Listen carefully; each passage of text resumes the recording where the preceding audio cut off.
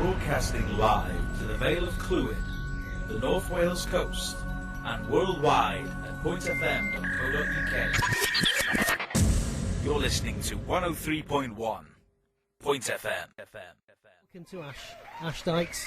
How are you doing? You're all right here? Very well, thanks. You just need to talk into that bit there. There you How's go. that? Fantastic. That'll do. Take your hat off a little bit so your ears can be exposed to your headphones. There you go. I told you had a full head of hair. There you go, you see. It's the only one. That'll be better for you now. Anyway, welcome to Point FM. Now, apparently you're doing this massive walk, 1,700 miles apparently. You're going to attempt to be the first person to complete this 1,700 miles trek from the west to east coast across brutal, unforgiving terrain of the second largest landlocked country in the world apparently, which is Mongolia. Mongolia, that's right, yeah. So are you sort of all ready to do this? Yeah, I'm ready now. It's taken 12 months to plan it all together. Been intense training, but yeah, I'm ready to, looking forward to it, ready to get out there. How long do you reckon it's going to take you then to do this? Because it is not just a walk in the park, is it, to be fair? It's really not, no. It's across a desert environment through a mountain range. It's going to take, we're guessing anywhere between 3 and 3.5 months. Right, okay. To walk it. That's a long walk. Yeah, it's going to be a big one. I mean, I was reading some information about you last night. How are you going to actually be able to... You're going on your own, right? So it's a one-man job. Yeah. How are you going to actually feed yourself? Where are you going to sleep? How are you going to look after yourself? Because it's not the best of terrains to go to, is it? It's stuck between Russia and China. You know, that's not a really good place to be, perhaps. That's it, yeah. It's going to be a sandwich between Russia and China. As for accommodation, I'm just going to be carrying my tent along with me. So camping in my tent every night. And as for food, I'm taking 5 weeks worth of food. The original plan was to take 12 weeks to take food that will see me all the way through the whole expedition. But that's gonna weigh a ridiculous amount. So instead, I'm going to be stopping off at the local nomads. It's basically nomads who live in their gers. It's like a felt tent. So so I'm going to be relying on these guys to feed me pretty much. They're really hospitable. Yeah. And if they don't? And if they don't, I've got my ration packs, which I've got a backup there. If you get stuck, you can ring us, but obviously, you know, we won't be able to help you. Yeah, that's it. Oh, yeah. Well, that's a nice thing to say, yeah. It is. The thing is, though... Well, it's not going to help. The thing is, it's all for the British Red Cross, and I'm not sure if everybody knows exactly about the British Red Cross. I'm sure most people would know who they are, but it's a volunteer-led humanitarian organisation that helps people in crisis, whoever they are and wherever they are, and in over 25 or 23 countries worldwide. It's a global outfit, of course, but I didn't realise this till last night. Not only do they do sort of the humanitarian stuff, they do first aid courses, they do mobility aids. I mean, sometimes when people are discharged from hospital, they might go to the British Red Cross for a wheelchair. There's lots of other things as well. Humanitarian education, refugee support, support at home, support for older persons, international family tracing. There's loads of things that they do.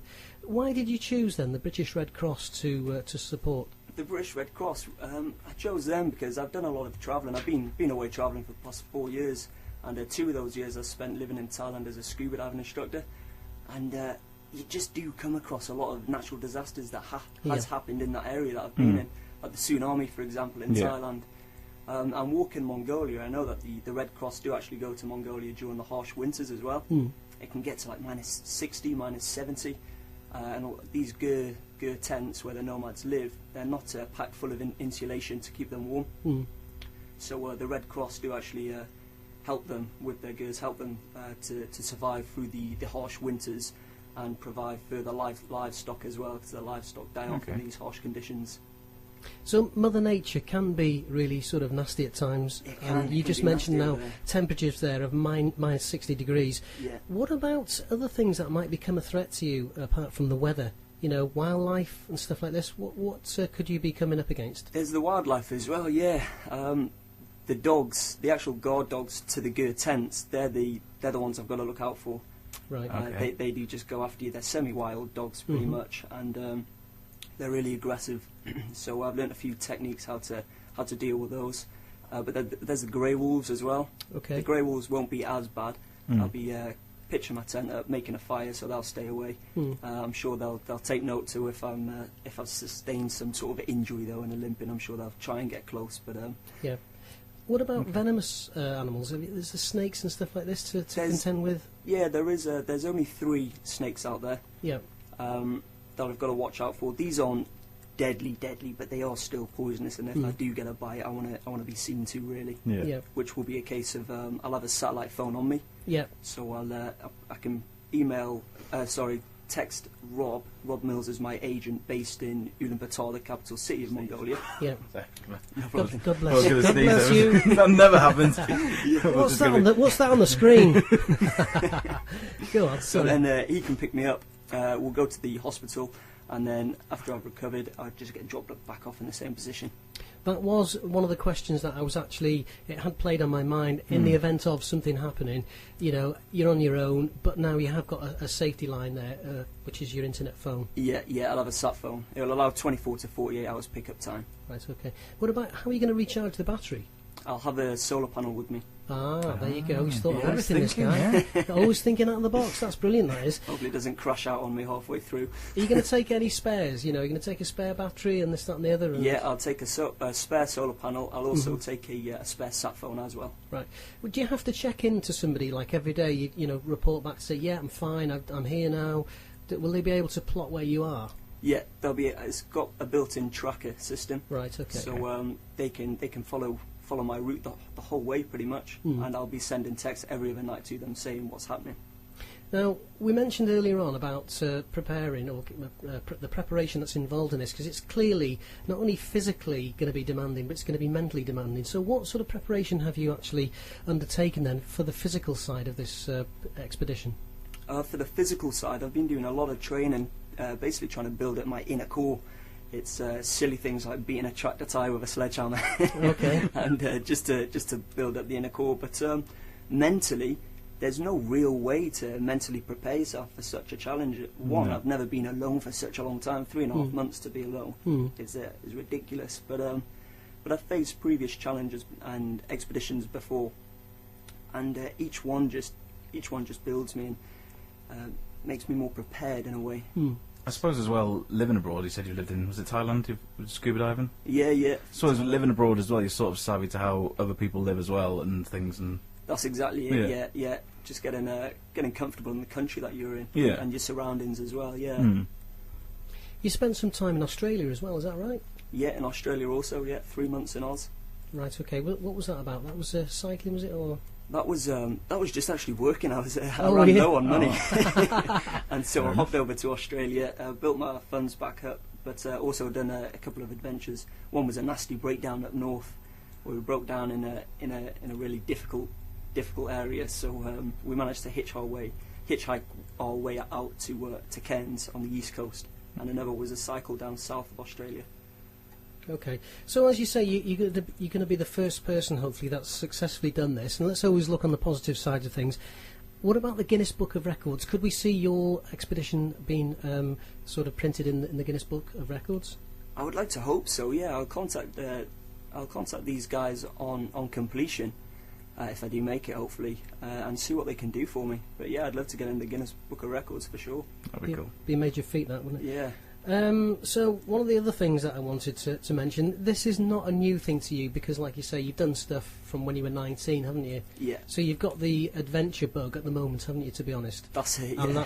that's sort of propelling you forward to do these challenges as this one that's up and coming.